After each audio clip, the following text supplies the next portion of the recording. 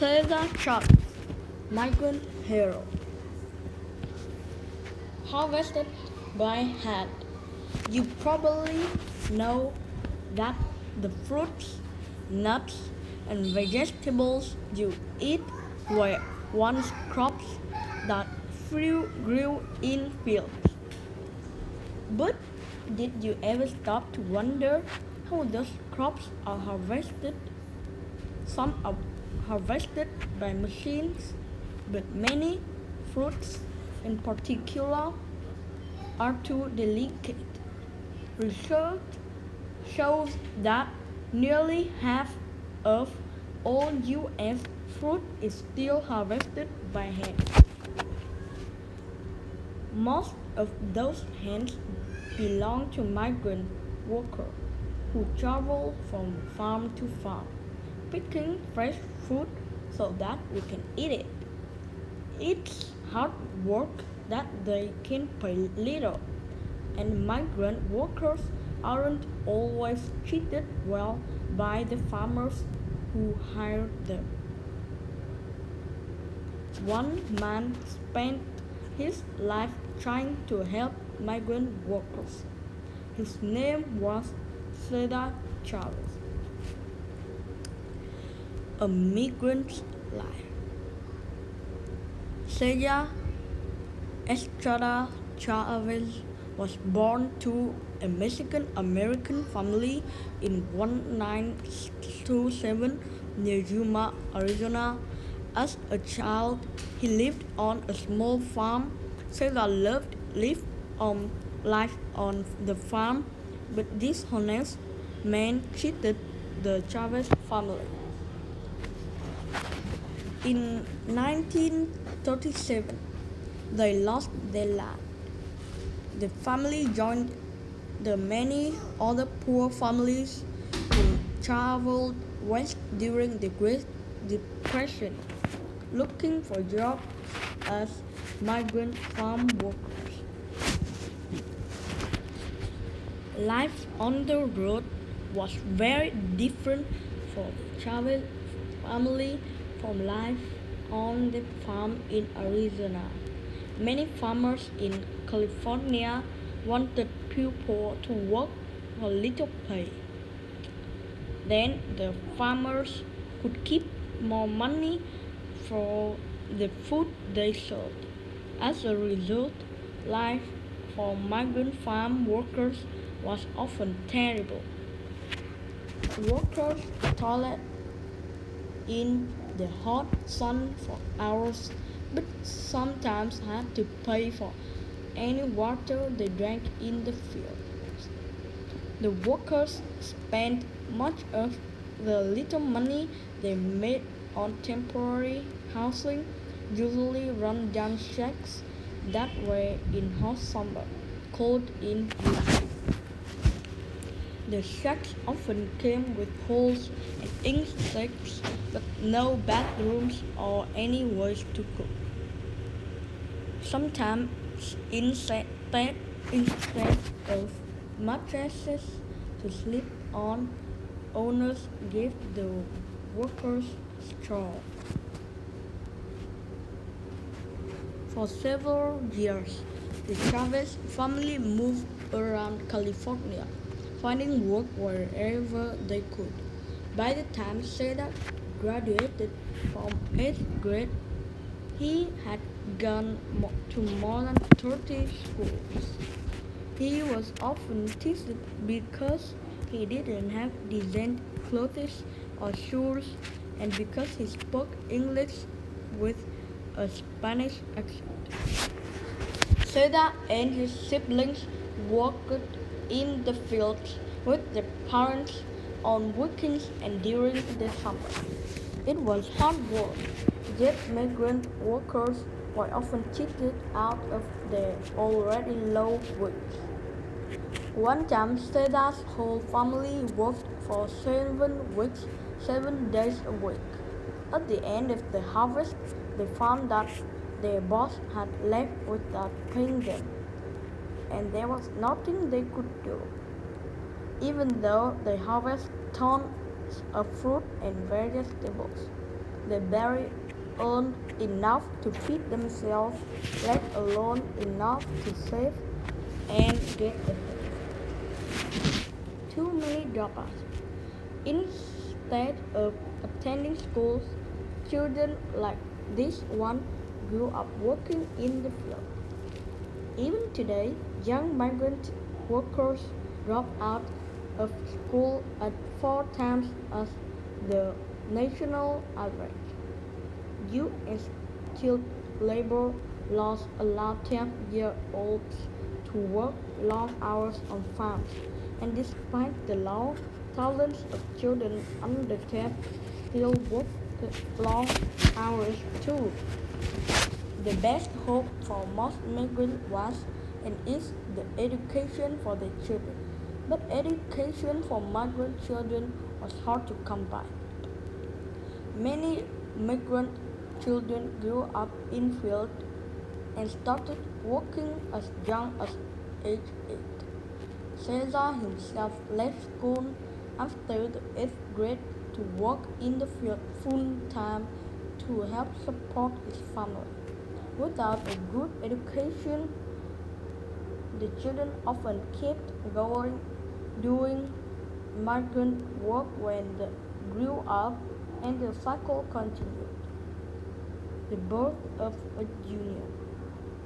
When Chavez grew up, he decided to start a labor union for farm workers.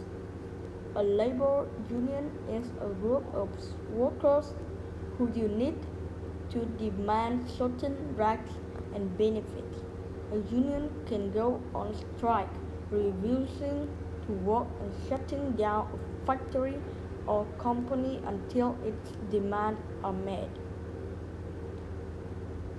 Almost every industry, from truck drivers to movie actors, has a union to protect its workers.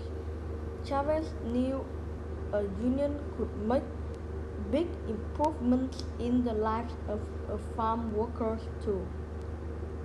Yet many people considered organizing a labor union for farm workers to be impossible. Farm workers move around to follow the crops, never staying in one place long enough to plan action. They were often resident immigrants who did not speak English well. Also, farm workers had no law protecting them from being fired if they tried to form a union. Although other people before Chavez has tried and failed, he said, "Cesar put it. Yes, it can be done." Chavez met with farm workers in their homes and talked with them about their problem. He was small and soft-spoken, but he was very persuasive. His union grew slowly, one worker at a time. The Great Strike. In 1965, a group of Filipino farm workers went on strike against the grape growers in Delano, California. They were asking for a pay rise from $0.90 an hour to $1.40 an hour. Chavez knew he had to support the Filipino strikers. His organization voted to join the strike. Soon, more than 2,000 migrants stopped working. Strikers and their families went to the city all across North America, telling people about the working conditions of the grape pickers and asking them to boycott grape. More than 14 million Americans did just that.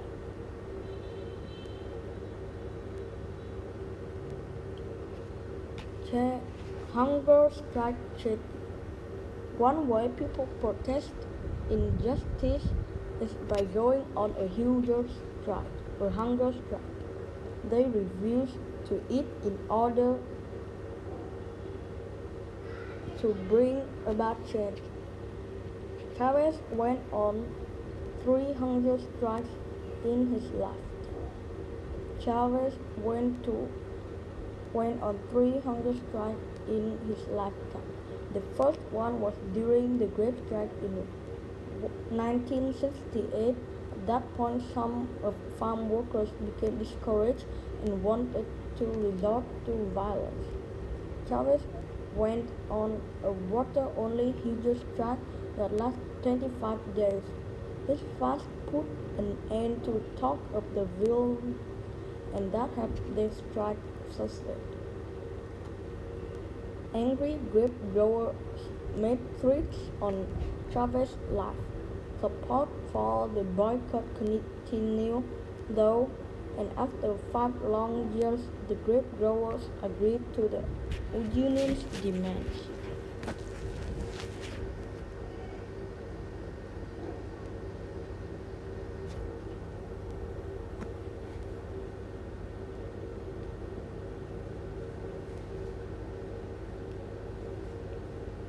Other strikes and boycotts followed, not just in California but also in Texas. New unions formed in the Midwest. In 1975, California finally passed a law that protected farm workers from being fired when they tried to unite. Against all odds, Chavez's effort has succeeded. At its height, his organization, the United Farm Workers, include 50,000 farm workers. We should be heard, Chavez said, and they were. Pesticide products. Many migrant workers are exposed to be pesticides, chemicals that kill bugs. In fact, workers are sometimes accidentally sprayed with them. Pesticides can cause nausea, skin rashes, cancer, even death. According to health experts, on average, migrant workers don't live nearly as long as people. Studies show that the pesticide exposure may be the hardest on migrant children. In August 1988, Chavez went on a huge strike to call attention to the harm pesticides can cause farm workers and their children. He ended the strike after 36 days. A fond farewell. Cesar Chavez died in his sleep on April 22, 1993. He was 68 years old. Thousands of farm workers and supporters came to his funeral. It was the largest funeral for any labor leader in the history of the United States. He was a humble and courageous man who spent his life helping others. For all his work to improve wage and working conditions for farm workers, Chavez himself never earned more than $6,000 per year. Still, as he said, the rich may have money, but the poor have time. His fight for the dignity of all people inspired millions of Americans to work social justice around the